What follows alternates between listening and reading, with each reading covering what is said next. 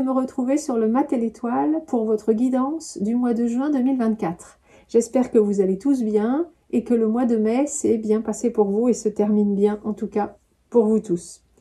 Je vous rappelle qu'il s'agit d'une guidance générale qui ne parlera pas à tout le monde. Faites preuve de discernement. Prenez ce qui résonne avec votre vie, avec vous-même, avec vos circonstances. Et surtout, prenez ce moment comme un moment de détente et de plaisir. On va aller voir ce que vous souhaitez vraiment pour ce mois de juin, le défi, le challenge pour vous, les forces, les ressources sur lesquelles vous allez pouvoir vous appuyer pour relever ce défi, un conseil des cartes, et on aura également un message d'un arcane majeur qui est le chariot en l'occurrence pour vous ce mois-ci, une fleur de bac et une huile essentielle à utiliser en olfactif si vous le souhaitez. Alors c'est parti, chers Gémeaux, vous pour le mois de juin, vous avez le 4 de coupe et l'éther. Alors le 4 de coupe nous parle de se retirer, de s'éloigner un peu du brouhaha ambiant pour pouvoir faire une sorte d'introspection, pour pouvoir réfléchir, pour pouvoir méditer, pour pouvoir un peu vous recentrer à l'intérieur de vous-même, peut-être faire le point, peut-être examiner certaines choses que vous voulez modifier, faire un peu le point, le bilan. Et voilà, donc vous avez envie quand même plutôt de calme, pour pouvoir faire cette introspection. Et avec le 4 de coupe, on a l'éther. L'éther qui nous parle de justement vraiment... alors l'éther, c'est ce qui est subtil, c'est ce qui ne se voit pas comme ça à l'œil nu. L'éther nous parle de chercher des réponses, effectivement, à des questionnements que vous pouvez avoir. L'éther nous parle de vraiment suivre son intuition et d'être ouvert, en fait, de rester vraiment ouvert aux réponses de la vie, de l'univers, que la vie ou l'univers pourrait vous apporter. Donc là, c'est vraiment, ça va très bien avec le 4 de coupe, puisqu'en fait, voilà, ce que vous souhaitez vous, c'est faire une sorte d'introspection, réfléchir, vous poser des questions, enfin trouver des réponses à des questionnements que vous avez, et donc vous avez envie de rester assez ouvert aux réponses qui pourraient arriver de différentes manières. Ça peut être par votre intuition, ça peut être des synchronicités dans votre vie, etc. Des personnes que vous pouvez rencontrer, des choses que vous pouvez entendre, voilà. Donc là, vous avez envie de ça. Donc grosse envie de méditation, d'introspection, de trouver des réponses à vos questions. Ok. Alors, le challenge par rapport à ça, pour vous, c'est la tempérance et les esprits. Alors, la tempérance nous parle d'équilibre, normalement d'équilibre, de modération, de patience, voire même de guérison. Là, comme elle est en challenge, il va falloir faire preuve de patience pour vous. Voilà, il va falloir faire preuve de patience, d'équilibre, de modération. Ça va être vraiment peut-être votre défi. Donc, ça ne sera pas forcément évident, mais c'est vraiment ce qu'il va falloir dépasser, cette impatience, peut-être ce déséquilibre. Également, trouver ou mettre en place une certaine fluidité. Voilà, une fluidité en vous, dans vos pensées, dans vos actions, dans votre vie en général. Voilà, ça, c'est votre défi. Patience, équilibre, modération, fluidité. Et pour aller avec la tempérance, on a les esprits. Et là, les esprits nous parlent de ce qui est, encore une fois, de ce qui est dans l'éther finalement, que l'on ne perçoit pas à l'œil nu, ou en tout cas dans la vie de tous les jours. Et les esprits peuvent représenter des choses qui pourraient vous bloquer, comme quelque chose de transgénérationnel, par exemple, ou bien des entités qui pourraient vous bloquer, vous freiner, ou quelque chose, voilà, de familial, qui remonte même à vos plusieurs générations éventuellement, mais quelque chose qui n'est pas visible à l'œil nu, mais qui pourrait vous impacter et vous freiner dans votre vie, en fait, qui pourrait représenter un obstacle dans votre vie et qui pourrait représenter justement un obstacle à cette fluidité, à cet équilibre, à cette modération. Donc voilà, ça va être votre défi, votre challenge. Et pour relever ce défi, bien sûr, vous avez des forces et des ressources. Et là, nous avons le pape et l'arbre. Sur quatre cartes du tarot, on a quand même 3 arcanes majeures, hein, donc c'est quand même beaucoup. Donc là, on a le pape. Alors, le pape nous parle de ce que vous avez appris. Il nous parle de foi, bien sûr, de garder la foi. Donc, vous êtes, voilà, ça c'est peut-être une qualité que vous avez, de ne pas perdre la foi en la vie, en vous. Mais ça nous parle également d'apprentissage, de tout ce que vous avez pu apprendre, de tout ce que vous avez pu engranger, de tout ce que vous avez pu étudier, rencontrer, et qui vous ont, qui ont fait qui vous êtes maintenant. Et vous avez donc de grandes ressources, je dirais, de par vos expériences, de par ce que vous avez vécu, de par ce que vous avez lu, appris, etc. Donc ça, c'est vraiment une grande force pour vous, une ressource importante sur laquelle vous allez pouvoir vous appuyer pour relever votre défi. Donc, votre défi qui est de garder cet équilibre et cette fluidité, malgré les esprits peut-être farceurs. Voilà, donc en fait, voilà, vous avez cette possibilité d'aller puiser dans ce que vous avez appris, dans cette sagesse. En fait, vous avez une certaine sagesse qui peut vous aider à dépasser à relever ce défi. Et avec le pape, on a l'arbre. L'arbre qui nous parle également justement de choses que vous avez, de tout ce que vous avez pu apprendre. Ça nous parle des liens familiaux également. Vous avez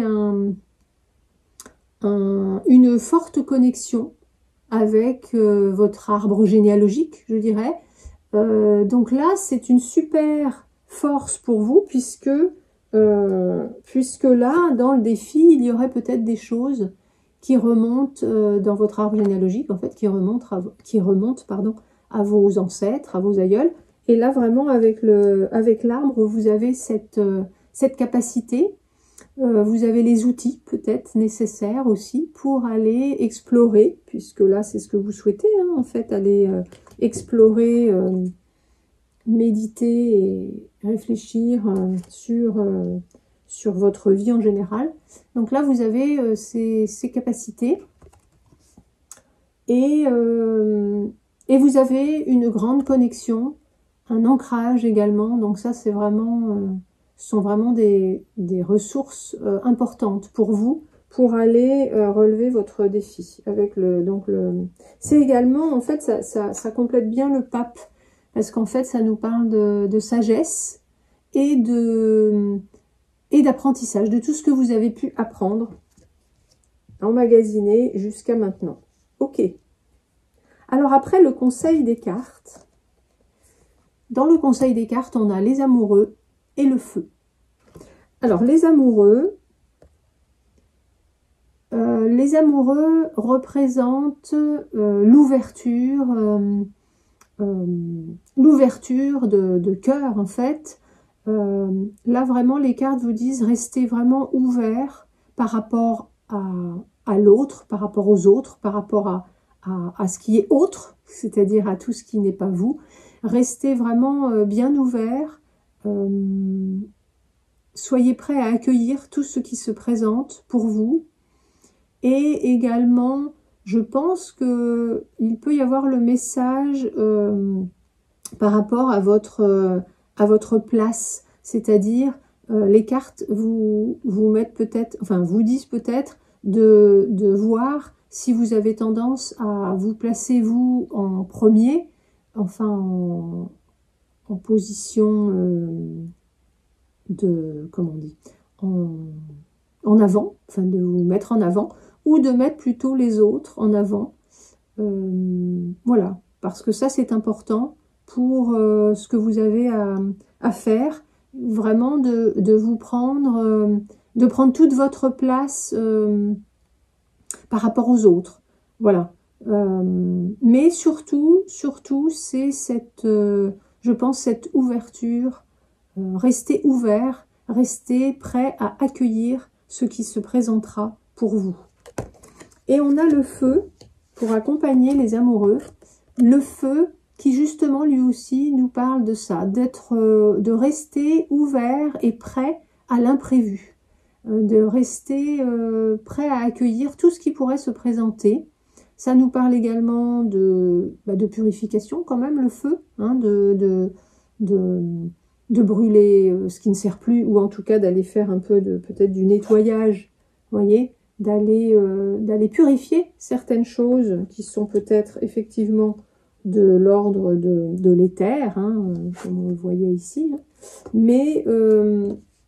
Mais surtout, je pense, c'est le message principal serait plutôt rester vraiment ouvert à la nouveauté, à tout ce qui pourrait se présenter, rester prêt à les accueillir. Soyez flexible, en fait. C'est vraiment la flexibilité par rapport aux événements qui pourraient survenir dans votre vie. Voilà. Alors après, on a le message du chariot. Donc le chariot qui représente la détermination, le fait de la direction, de savoir où l'on va, d'être déterminé, le fait d'avancer. Il va falloir quand même, avec le chariot, diriger ces deux chevaux. Vous voyez, on a un bleu, un rouge, qui en fait, bon là ça se voit pas trop dans ce jeu-là, si quand même, il y en a un tourné vers la gauche, un tourné vers la droite, donc c'est sûr, en plus il a, vous voyez, les roues du chariot qui sont tournées dans l'autre sens, donc là il ne risque pas d'avancer effectivement. Le travail et le but de ce conducteur de chariot va être de mettre ses roues dans le bon sens et de faire avancer ses chevaux dans la même direction. Donc il peut y avoir un peu un problème de choix éventuellement, mais en tout cas c'est vraiment faire en sorte de pouvoir avancer. Alors je vais vous lire le message pour vous du chariot. Le chariot devient autonome, mais il devra aussi et avant tout prendre conscience de son autonomie. Vos actions menées avec détermination et confiance dans le présent vous aident à enraciner votre ambition et vos résolutions dans votre avenir. L'univers vous offre la possibilité d'aller plus loin, alors foncez avec optimisme.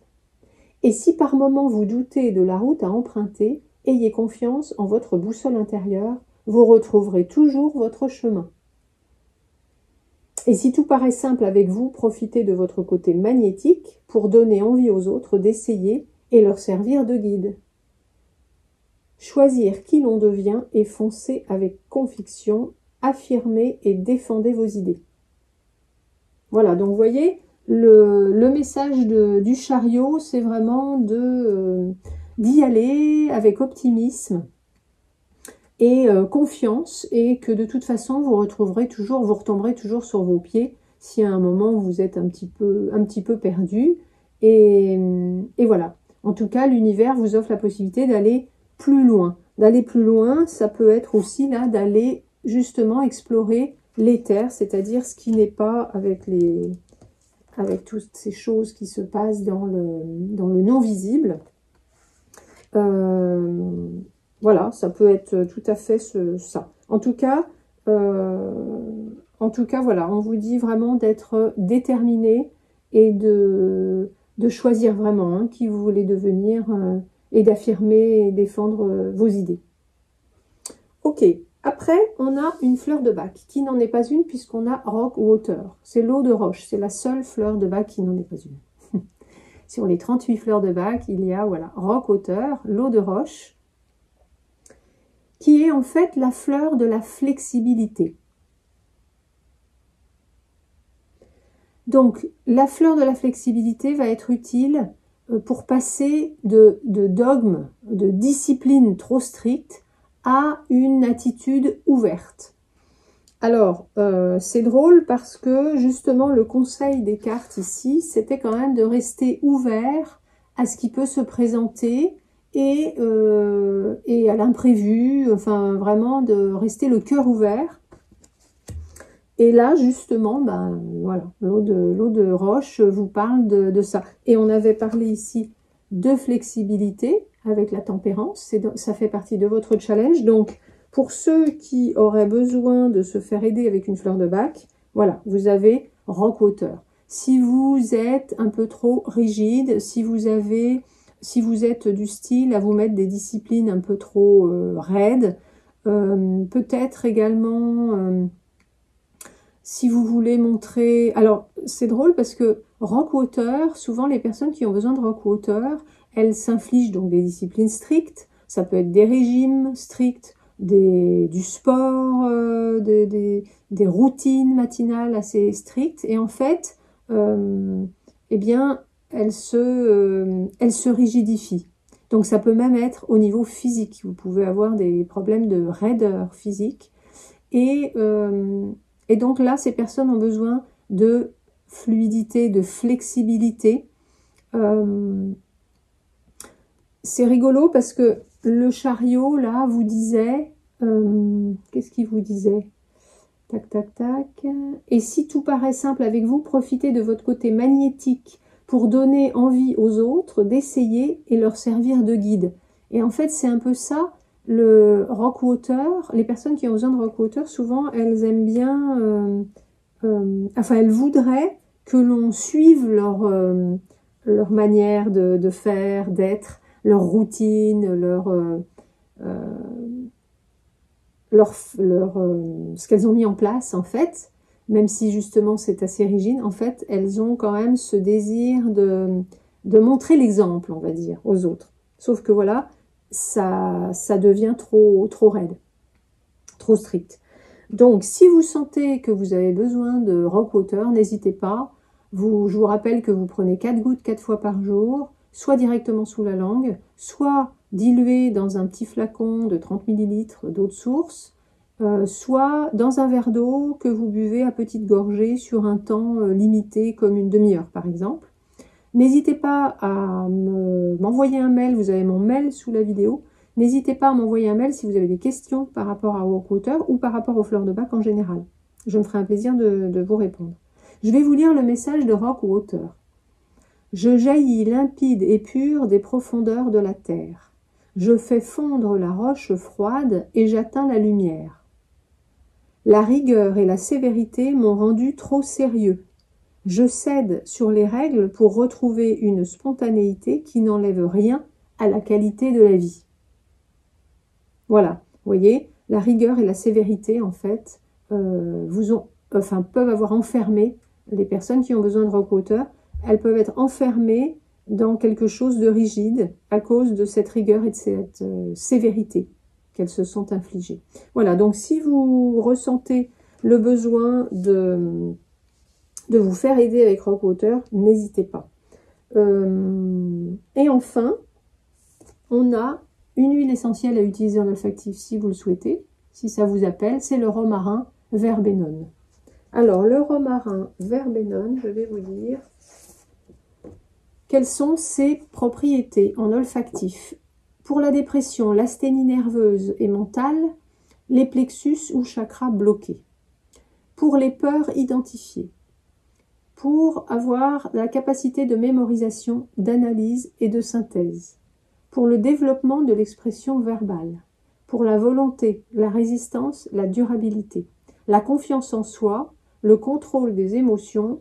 Elle active le plexus solaire et le troisième œil. Elle renforce l'aura et transmet la clarté spirituelle et la force intérieure.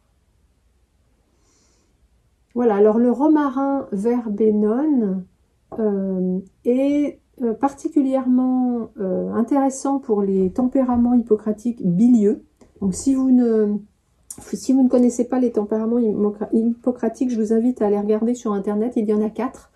Et on a un peu de chaque, bien sûr, mais on en a toujours un ou deux prédominants. Donc, et justement, les bilieux sont quand même des personnes qui sont très dans l'effort, dans la structure, dans des choses voilà, qui pourraient facilement tomber dans la rigidité, dans le manque de souplesse et de flexibilité. Voilà, c'est rigolo. Donc si vous ressentez le besoin d'utiliser du romarin, si vous êtes appelé par cette huile, je vous rappelle que vous mettez 2-3 gouttes sur vos poignets, que vous frottez ensemble. Vous vous installez confortablement dans un endroit tranquille où vous ne serez pas dérangé et vous inspirez, vous mettez vos mains autour de votre nez et vous inspirez 3 fois profondément à répéter quand vous en ressentez le besoin et vous allez voir que vous allez ressentir toutes ces vertus. Voilà, écoutez, chers Gémeaux, votre guidance est terminée. J'espère que ça vous a plu. Si c'est le cas, n'hésitez pas à mettre un pouce sous la vidéo. Abonnez-vous à la chaîne si le cœur vous en dit. Et n'hésitez pas à me mettre un commentaire. Je serai ravie de vous lire. Je vous remercie de m'avoir écouté. Je vous souhaite un très joli mois de juin en vous souhaitant vraiment un